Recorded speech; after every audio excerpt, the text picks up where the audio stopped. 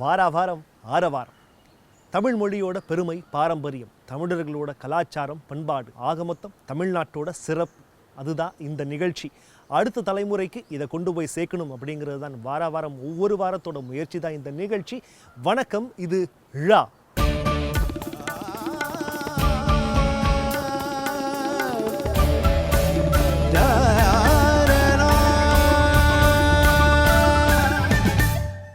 ழா நிகழ்ச்சி பார்த்துக்கிட்டு இருக்கிறோம்.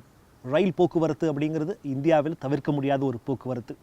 அதுவும் தமிழ்நாட்டில் ரயில் போக்குவரத்து அப்படிங்கிறது ரொம்ப ரொம்ப முக்கியமான ஒரு போக்குவரத்தாக இருந்துகிட்டே வருது. சென்னை அப்படின்னோன்னா சென்ட்ரல், எக்மோர் அப்படின்ற 2 ரயில் நிலையங்கள் நமக்கு ஞாபகத்துக்கு வரும்.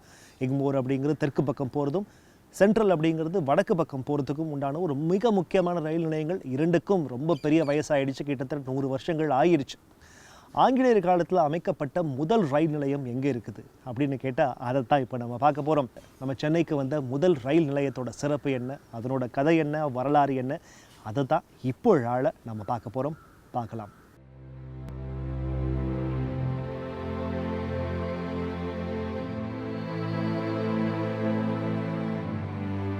பழமையும் பாரம்பரியமும் சென்ற தலைமுறையையும் இன்றைய தலைமுறையையும் இணைக்கும் பாலங்கள்.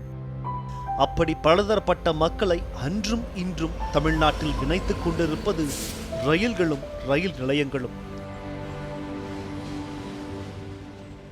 தமிழ்நாட்டின் மிக பிரபலமான ரயில் நிலையம் எது என்று கேட்டால் சென்ட்ரல் ரயில் நிலையம் என்றும் எக்மோர் ரயில் நிலையம் என்றும் நம்மில் பலர் கைகாட்டினாலும் உண்மையில் தென்னிந்தியாவிலேயே மிகவும் பழமையான ரயில் நிலையம் நம்மில் நிறைய பேர் அறியாத ராயபுரம் ரயில் நிலையம்.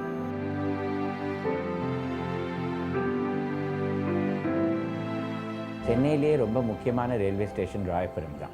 இப்போ நீங்கள் சென்னையில் யாரை கேட்டிங்கனாங்களும் சென்ட்ரலோ இல்லாட்டா எக்மோரோ அப்படி தான் சொல்லுவாங்க. ஆனால் வரலாறை பார்த்தீங்கன்னா ராயபுரம் ஸ்டேஷன் தான் மிக பழமையானது அண்ட் வரலாறு படைத்ததும் அந்த ஸ்டேஷன் தான். 1856 28 ஜூன் அன்றைக்கி தான் அந்த ராயபுரம் ரயில்வே ஸ்டேஷனோட இனாகுரேஷன். முதல்ல தென்னிந்தியாவில் ரயில்வே ட்ராக் லே பண்ணதே அந்த ஸ்டேஷன்லேருந்து தான். இன்றைய வட சென்னையின் மிக முக்கிய அங்கமான ராயபுரத்தை முதல் ரயில் நிலையமாக தேர்ந்தெடுக்க மிக முக்கியமான காரணமாக இருப்பது அது சென்னை துறைமுகத்திற்கு மிக அருகில் இருப்பதாகும். இறக்குமதி மற்றும் ஏற்றுமதி இவை அனைத்தும் கப்பல் போக்குவரத்தை நம்பியே அக்காலத்தில் இருந்தது. மேலும் புனித ஜார்ஜ் கோட்டைக்கு அருகில் ஆங்கிலேயர்கள் தங்கியிருந்ததும் அக்காலத்தில் சென்னையின் மையப்பகுதிகள் அனைத்தும் ராயபுரத்தை சுற்றி இருந்ததும் அந்த இடத்தை அவர்கள் தேர்ந்தெடுத்ததற்கு முக்கியமான காரணமாகும். அப்புறம் நீங்கள் இன்னொன்று பார்த்தீங்கன்னா பெரும்பாலும் அந்த 1856 57 நீங்கள் பார்த்தீங்கன்னா தென் சென்னை, சவுத் மெட்ராஸ் எல்லாம் ஒன்றும் கிடையாது. சென்னைங்கிறது அப்போ என்ன, வாஷர்மேன்பேட், ராயபுரம், திருவொற்றியூர், ஜார்ஜ் டவுன், இவ்வளோதான். இந்த 4 ஏரியா தான் சென்னை. அதனால அதுக்கு தகுந்தாப்புல இருக்கிற இடம் ராயபுரம் தான். ஸோ அதனால அதை ரயில்வே ஸ்டேஷனாக எடுத்துட்டு அங்கே தான் அவங்க செட்டப். ஆங்கிலேயருக்கு ஆதரவாக இருந்த ஆற்காடு நவாப் தனக்கு சொந்தமான 72 ஏக்கர் இடத்தை இந்த ரயில் நிலையத்திற்காக கொடுத்திருக்கிறார் என்பது வரலாற்று செய்தி.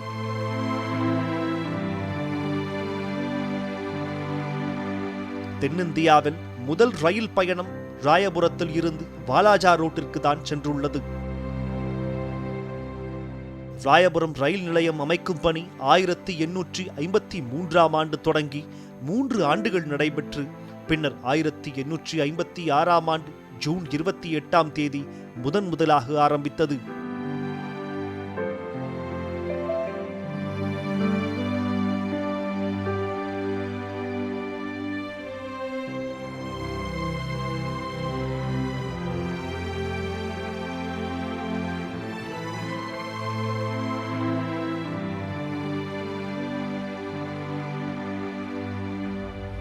சுமார் 300 ஐரோப்பியர்களுடன் வாலாஜா ரோடு சென்ற இந்த ரயில் பயணத்தின் நீளம் மிக குறைந்த தூரமே என்றாலும் அக்காலத்தில் இருந்த குறைந்த தொழில்நுட்ப வசதிகளால் ஒரு நாள் முழுவதும் பயணம் சென்றது இன்று நம்மில் பலருக்கும் ஆச்சரியத்தை ஏற்படுத்தும். ஆனால் அந்த காலத்தில் அது ஒரு ரொம்ப பெரிய விஷயம். அதனால இந்த ரயில்வே லைனை லே பண்ணுறதுக்கு முன்னாடி பப்ளிக்கு எஜுகேஷன் பண்ணணும் இல்லையா. ஒரு ரயில்வே லைன் ஒன்று வரப்போகிறது, இது இப்படி தான் மூவ் ஆகும், இது மேலே என்ஜின் ஓடும். இதுக்கு டெமான்ஸ்ட்ரேஷனுக்காக சிந்தாதிரிப்பேட்டில் ஒரு சின்ன ரயில்வே லைனை கிரியேட் பண்ணி அங்கே டெமான்ஸ்ட்ரேட் பண்ணியிருக்காங்க மெட்ராஸ் மக்களுக்கு இந்த மாதிரி ரயில்வே ட்ராக்னா என்ன, எப்படி இதை யூஸ் பண்ண போகிறோம் அப்படிங்கிறதெல்லாம் வந்து அங்கே அவங்க காமிச்சிருக்காங்க. அதே நாளில் மற்றொரு ரயில் இதே ராயபுரம் ரயில் நிலையத்தில் ஆரம்பித்து திருவள்ளூர் வரை சென்றது இன்று வரலாறு ஆகிவிட்டது. 1856ஆம் ஆண்டு தனது பயணத்தை தொடங்கிய இந்த ராயபுரம் ரயில் நிலையம் அப்போது சென்னையின் மிகப்பெரிய தொழிற்சாலைகள் இருந்த விம்கோ, திருவொற்றியூர், பின்னி மில்ஸ் என்று பல முக்கிய இடங்களுக்கு செல்லும் மக்களின் போக்குவரத்து ஆதாரமாக சுமார் 50 ஆண்டுகள் விளங்கியது. சென்ட்ரல் ரயில் நிலையம் முக்கியமான ரயில் நிலையமாக மாறிய பின்னர் ராயபுரம் கொஞ்சம் கொஞ்சமாக தனது பொலிவை இழக்க ஆரம்பித்தது. மெட்ராஸ் ரயில் கம்பெனி என்கிற தனியார் நிறுவனம் கட்டிய இந்த ராயபுரம் ரயில் நிலையம் இன்று வரலாற்று சின்னமாக மின்சார ரயில் நின்று செல்லும் ரயில் நிலையமாகவும் பல அதிவேக ரயில்கள் கடந்து செல்லும் ரயில் நிலையமாகவும் மாறி இன்று ஒரு வாழ்ந்துகிட்ட ரயில் நிலையமாக மாறி நிற்கிறது.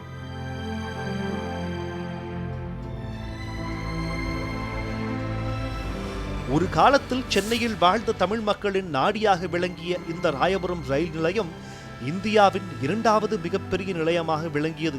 கால ஓட்டத்தில் அதன் பெருமைகள் மறக்கடிக்கப்பட்டு இன்று வெறும் அடையாளமாக நிற்கும் இந்த தமிழ்நாட்டின் சிறப்பை வரும் தலைமுறையினர் நிச்சயம் கொண்டாட வேண்டும்.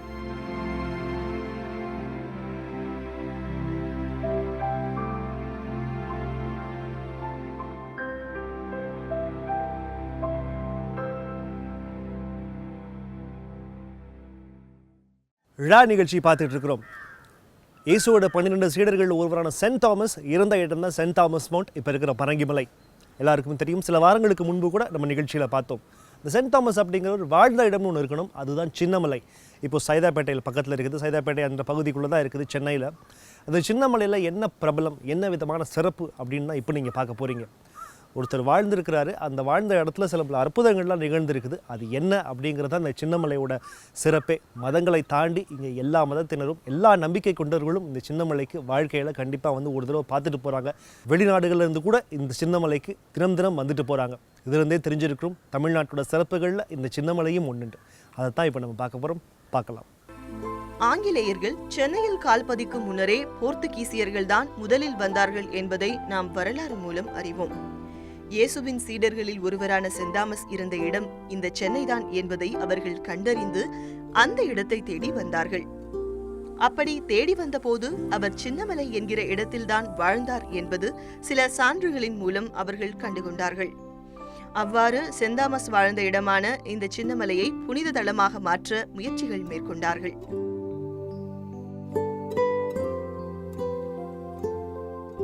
புனித தோமையார் இயேசு கிறிஸ்து 12 சீடர்கள் ஒருவர் அங்கே வந்திருந்தார். அப்போ கிபி 62ஆம் ஆண்டு மயிலாப்பூருக்கு வராரு. வந்துட்டு சின்னமலைக்கு வராரு.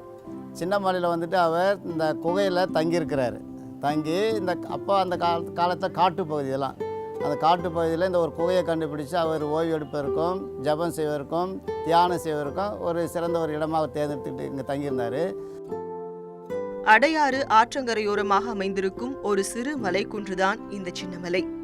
கிபி 1551ஆம் ஆண்டு போர்த்துகீசியர்களால் ஒரு தேவாலயம் இங்கே கட்டப்பட்டது. அக்காலத்தில் இந்த இடம் முழுக்க கடும் பாறைகளால் ஆன மலைக்குன்றுகளாக இருந்திருக்கிறது என்பது அங்கே இருக்கும் சிறு குகை மூலம் நாம் தெரிந்து கொள்ளலாம். இந்த குகையில்தான் சென்ட் தாமஸ் வாழ்ந்து வந்திருக்க கூடும் என்று அங்கே இன்றும் இருக்கும் சில சான்றுகள் மூலம் தெரிந்து கொள்ளலாம்.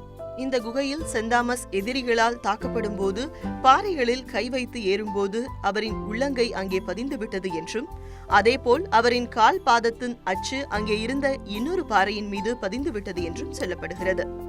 அவ்வாறு சொல்லப்படுவதற்கு சாட்சியாக அந்த கை மற்றும் பாதத்தின் பதிவுகள் இன்றும் காணப்படுகிறது.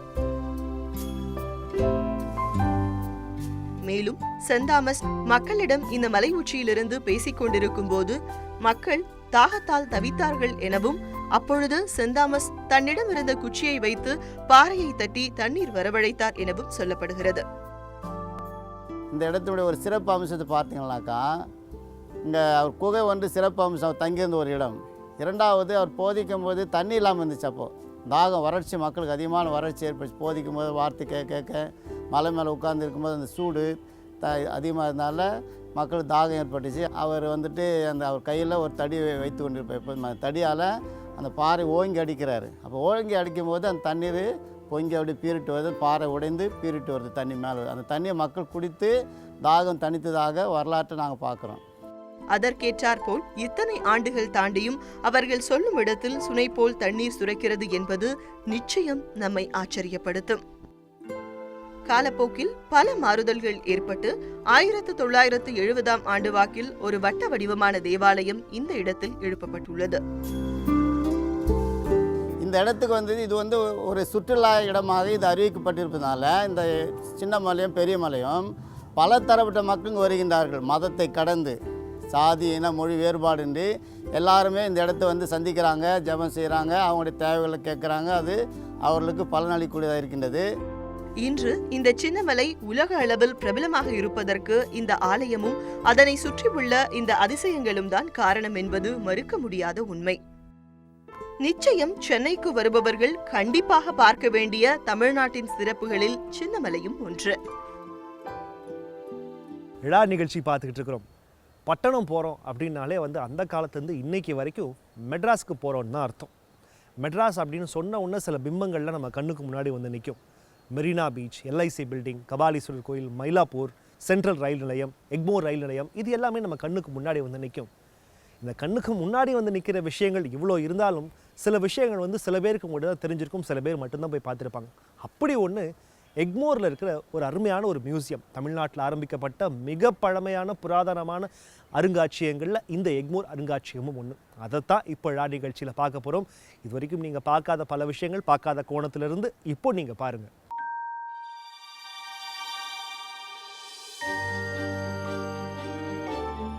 நமது கலாச்சாரத்தையும் வரலாற்றையும் பாதுகாத்து வைப்பதில் உலகெங்கும் அருங்காட்சியகங்கள் பெரும் பங்கு வகிக்கிறது. உலகெங்கும் ஒவ்வொரு நாட்டிலும் பல அருங்காட்சியகங்கள் உலக புகழ் பெற்றுள்ளது. அப்படி நம் தமிழ்நாட்டின் வரலாற்றை இன்றைய தலைமுறை பார்க்கும் வண்ணம் பாதுகாத்துக் கொண்டிருப்பது சென்னை எழும்பூரில் உள்ள அருங்காட்சியகம். இந்த அருங்காட்சியகத்தினுள் ஏகப்பட்ட சிறப்புகள், கட்டிடங்கள் இருந்தாலும் இதன் உள்ளே இருக்கும் பாந்தியன் கட்டிடம் என்று சொல்லப்படும் இடம் தனிச்சிறப்பாகும்.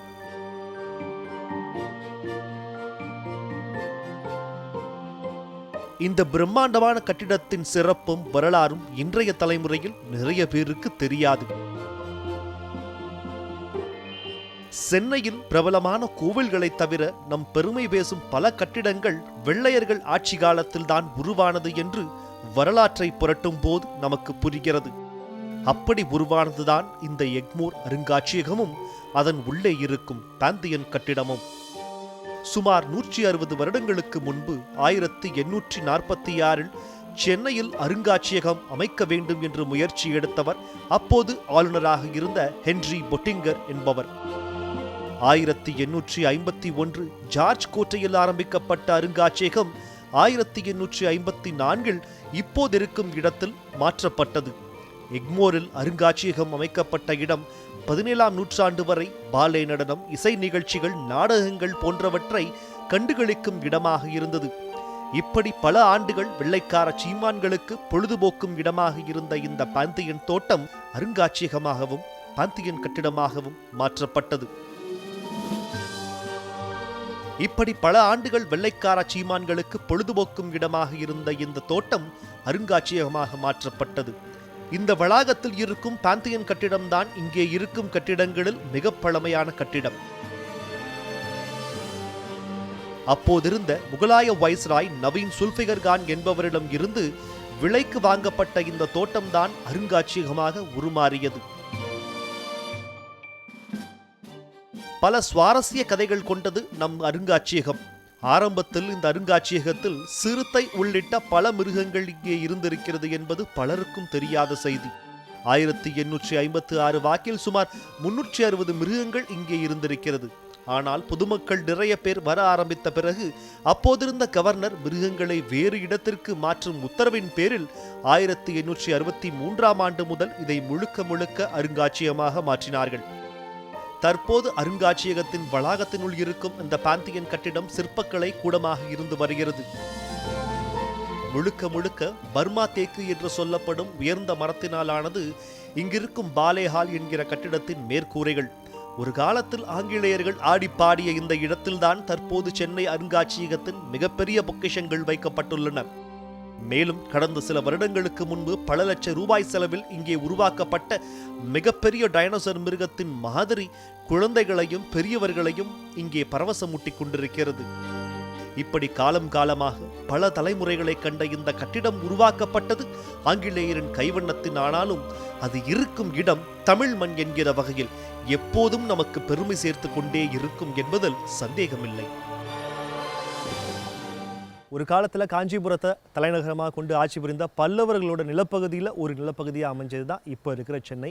அதற்கு பிறகு காலங்கள் மாறி மாறி நாயக்கர்களோட ஒரு முக்கியமான ஒரு நிலப்பகுதியாக வந்துச்சு. அதற்கு பிறகு ஆங்கிலேயர் காலத்தில் மதராசப்பட்டினம் அப்படிங்கிற பேரில் மெட்ராஸ் பிரசிடென்சி அப்படிங்கிற பேரில் மிக முக்கியமான ஒரு இடமாக சென்னை உருமாறிச்சு. இப்படி காலங்கள் பல்வேறு ஆட்சியாளர்கள் பல்வேறு கைகள் மாறினாலும் தமிழருக்கு உண்டான அந்த கலாச்சாரம், கோவில், பண்பாடு இதெல்லாம் சென்னை எப்பவுமே விட்டு கொடுக்கல. அப்படி விட்டு கொடுக்காத ஒரு கோவில் தான் மயிலாப்பூரில் இருக்கிற கபாலீஸ்வரர் கோவில்.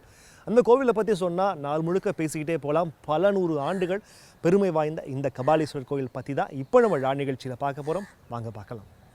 கோவிலும் இறைபக்தியும் தமிழ் மக்களின் உணர்வோடு கலந்த ஒன்றாகும். கோவில் என்பது கடவுள் இருக்கும் இடம் என்பதையும் தாண்டி தனது வாழ்வியல் நிகழ்ச்சிகளான திருமணம், கலை நிகழ்வுகள் போன்ற பல தருணங்களை தமிழன் கோவிலில் நிகழ்த்தியிருக்கிறான். அப்படி உருவான பல கோவில்கள் நம் வரலாறு, கலாச்சாரம், பாரம்பரியத்தை நமக்கு சொல்லிக் கொடுக்கிறது. அப்படி சொல்லும் கோவில்களில் ஒன்று சென்னை மயிலாப்பூரில் இருக்கும் கபாலீஸ்வரர் கோவில். தமிழ்நாட்டில் இருக்கும் மிக பழமையான கோவில்களில் இதுவும் ஒன்று என்பது இதன் தனி சிறப்பு. கிபி 7ஆம் நூற்றாண்டு இந்த கோவில் கட்டப்பட்டிருக்க கூடும் என்று கல்வெட்டுகள் மூலம் நாம் அறிந்து கொள்கிறோம். இந்த கோவிலை கட்டியவர்கள் அப்போது இந்த பகுதியை ஆட்சி புரிந்து கொண்டிருந்த பல்லவர்கள் என்றும் இதன் மூலம் தெரிந்து கொள்ளலாம்.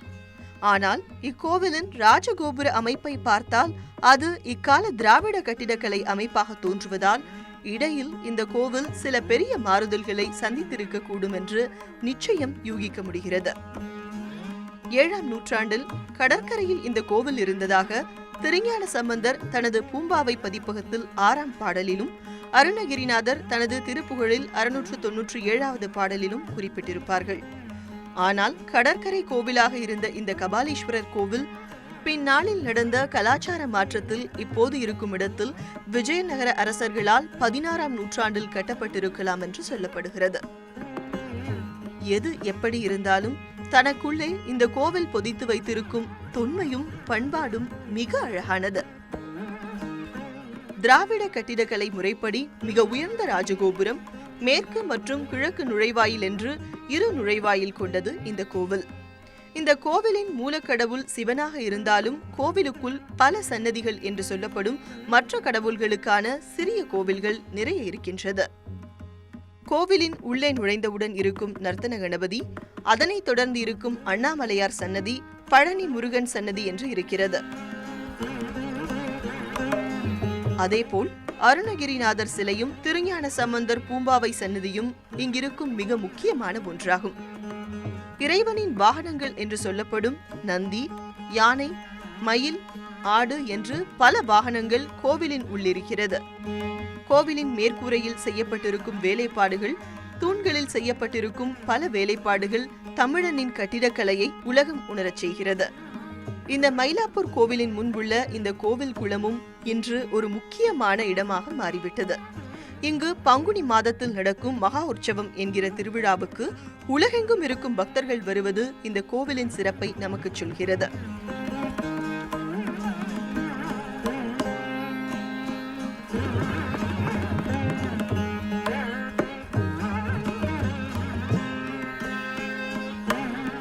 ஒன்பது நாட்கள் நடக்கும் இந்த பங்குனி பெருவிழாவில் ஒவ்வொரு நாளும் ஒரு நிகழ்வு நடத்தி நமது பெருமையை உணர்த்துகிறது. எண்ணற்ற கதைகளும் எத்தனையோ பெருமைகளும் கொண்ட நம் கலாச்சாரத்தில் கபாலீஸ்வரர் கோவில் போன்ற பிரம்மாண்டங்கள் இன்னும் எத்தனை நூற்றாண்டுகள் ஆனாலும் தமிழனின் சிறப்பை சத்தமாக ஒலித்துக் கொண்டே இருக்கும். ஆதி தமிழன் பல்லாயிரம் ஆண்டுகளுக்கு முன்பாக வேட்டையாட போனப்போ எதிர்த்து வர மிருகங்கள்ட்ட இருந்து தன்னை காப்பாற்றிக்கிறதுக்காக பயன்படுத்தப்பட்ட ஒரு குச்சி தான் சிலம்பு. இந்த சிலம்பு சண்டை அப்படிங்கிறது எப்படி உருவாச்சு அப்படின்னா, ஒரு மிருகம் வருது, அது யாருக்கு, உனக்கு வேட்டையாடுறதா இல்லை எனக்கு வேட்டையாடுறதா அப்படின்னு 2 ஆண்களுக்கு இடையில வந்து ஒரு போட்டி தான் வந்து காலப்போக்கில் வந்து சிலம்பு சண்டை ஆச்சு. ஒரு ஆணினோட வீரத்தை வந்து நிர்ணயிக்கிறதுக்கும் இந்த சிலம்பு சண்டை ரொம்ப முக்கியமான ஒரு பங்கு வகிச்சிச்சு. இந்த வாரம் ழா நிகழ்ச்சி உங்களுக்கு நிச்சயம் பிடிச்சிருக்கும் அப்படின்னு நம்புறேன். நீங்கள் பார்த்த பகுதிகள் எல்லாமே உங்களுக்கு புதுசாக இருந்திருக்கும். இது வரைக்கும் நீங்கள் அந்த இடத்த பார்த்துருந்தா கூட, ஓ இப்படியும் இருக்கா இங்கே அப்படின்ற ஒரு சின்ன ஒரு ஆச்சரியமும் உங்களுக்கு வந்தாலே அது நிகழ்ச்சியோட வெற்றி தான். இன்னும் தமிழ்நாட்டோட மற்ற பகுதிகளுக்கும் நாங்கள் இன்னும் நிறைய போகிறோம். நாங்கள் போகாத பல மாவட்டங்கள் இருக்குது. அந்த மாவட்டங்கள்ல இருந்தால் வந்து ஃபேஸ்புக்லேயும் எல்லா இடங்கள்லையும் வந்து கேட்குறாங்க, எங்கள் ஊருக்கு எப்போ வரப்போகிறீங்க அப்படின்னு சொல்லிட்டு. கூடிய சீக்கிரம் உங்கள் பகுதிகளுக்கு வரப்போகிறோம். உங்கள் பகுதிகளில் தமிழ்நாட்டோட சிறப்பு சொல்கிற மாதிரியான சுவாரஸ்யங்கள், அது கோவிலாக இருக்கட்டும், ஒரு தொழிலாக இருக்கட்டும், ஒரு மனிதனாக இருக்கட்டும், இல்லை பல்லாயிரக்கணக்கான பல 100 வருஷங்களாக இருக்கிற ஒரு வீடாக கூட இருக்கட்டும், அது எதுவாக இருந்தாலும் எனக்கு உங்கள் பகுதிகளோட சிறப்புகளை திரையில் பார்க்குற இந்த மின்னஞ்சல் முகவரிக்கோ இல்லை இந்த தொலைபேசி எண்ணுக்கோ உடனடியாக தொடர்பு கொண்டு சொல்லலாம். மீண்டும் அடுத்த வாரம் ஞாயிற்றுக்கிழமை காலையில் 11:30 மணிக்கு தமிழ்நாட்டோட சிறப்புகளோட உங்களை வந்து நான் சந்திக்கிறேன். அதுவரை உங்களிடமிருந்து விடைபெற்றுக் கொள்வது என்று அன்புடன் ராதா மணாலன். வணக்கம்.